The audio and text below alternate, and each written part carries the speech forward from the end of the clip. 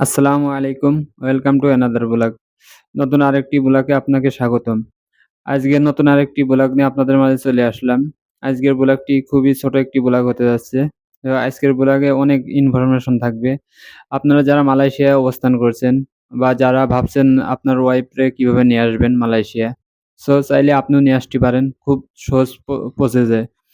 যে আপনি যদি মালয়েশিয়া আপনার ভিসা থাকে এবং আপনার হচ্ছে লিগাল ডকুমেন্ট থাকে তাহলে আপনিও চাইলে পারবেন আপনার ওয়াইফরে নিয়ে আসতে।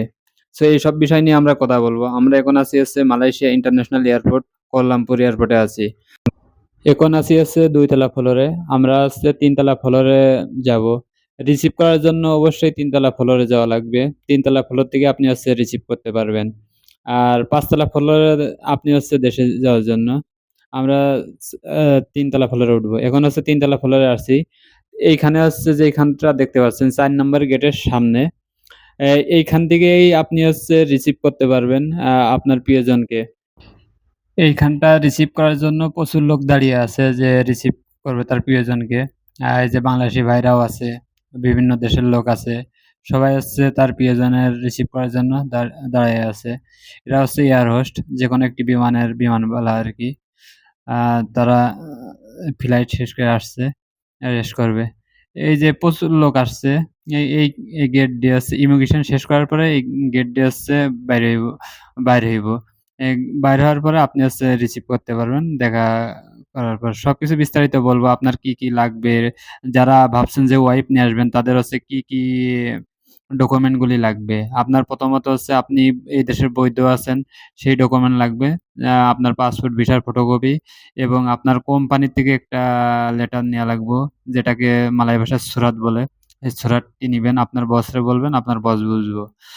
তারপর আপনার হচ্ছে লাগবে আর কি আ যে আপনি আপনার হচ্ছে ওয়াইফ ইনি সেটাকে প্রমাণ করতে হবে। সেটা কি দিবেন? আপনি হচ্ছে আপনার কাবিননামা দেয়া লাগবে। সেটা অবশ্যই ইংলিশ কপি থাকা লাগবো। এইগুলি। এই যে এখন যে স্ক্রিনটা দেখতে পাচ্ছেন, এই স্ক্রিনে আপনার ডিটেইল আ ফ্লাইট সম্পর্কে বর্ণনা থাকবে। যে আপনি দেখলে পরে টিকিটটির সঙ্গে মিলায়ে নিবেন। বুঝতে পারবেন নিজে, নিজেই। এখন আমরা লাস্টের সাইডে আছি। এটা হচ্ছে লিফট। এখান থেকে ৫ তলায় উঠবেন। জসিম ভাইয়ের ওয়াইফ কে রিসিভ করার জন্য আসছি। এই পাশে হচ্ছে এই যে দেখা যাচ্ছে রেস্টুরেন্ট। এই রেস্টুরেন্টে আপনি এখানে খাওয়া-দাওয়া করতে পারবেন। প্রচুর রেস্টুরেন্ট আছে এয়ারপোর্টের ভিতর। বাস টার্মিনালের নিচেও আছে। এই সবখান থেকে আপনি হচ্ছে খাওয়া-দাওয়া করতে পারবেন। খাওয়া-দাওয়া করার জন্য কোনো প্যারা নাই। আ এই কিছুক্ষণ আগে আমরা আ খবর পাইলাম যে ভাবি আসছে।